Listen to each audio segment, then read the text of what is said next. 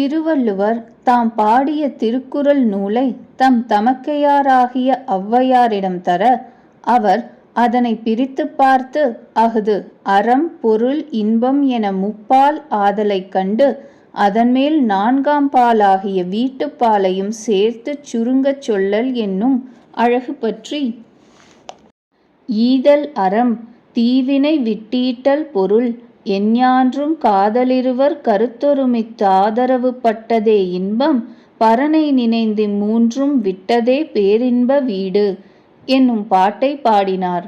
அதன்பின் திருவள்ளுவரோடு மதுரைக்குச் சென்று ஆங்கு இருந்த சங்கப் புலவர்கள் செருக்கை அடக்க, அவர்களை நோக்கி தம்முடைய 5 விரல்களை குவித்தும் மூடியும் சற்றே திறந்தும் சுட்டு விரலை மட்டும் நீட்டியும் பின் ஐவிரல்களையும் அகலத் திறந்தும் சில குறிகளை காட்டி, இவற்றின் பொருளமைத்து ஒரு வெண்பா கூறுமீன் என்றார்.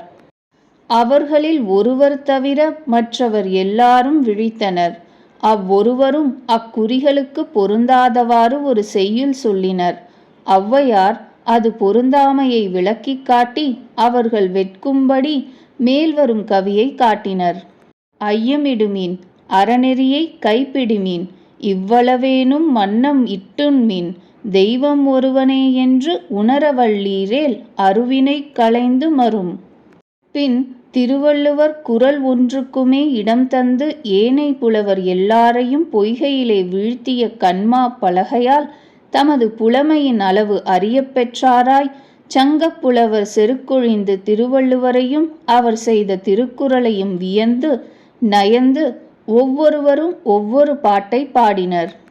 அப்போது இடைக்காடார் என்னும் புலவர் திருக்குறளின் சொற்சுருக்கத்தையும் பொருட்பெருக்கத்தையும் அமைத்து குறளுக்கு குறளிலேயே சிறப்பு கூற வேண்டுமெனவெண்ணி, கடுகை துளைத்தேழ் கடலை புகட்டி குறுகத் தரித்த குறள் என்று பாட, அவர் பக்கலிருந்த ஔவையார் உடனே அதனைச் சிறிது மாற்றி தமது கருத்துக்கு அது பெரும்பான்மையும் ஒத்திருத்தலை புலப்படுத்தி, அணுவை துளைத்தேழ் கடலை புகட்டி குறுகத் தரித்த குறள் என்று கூறி முடித்தனர்.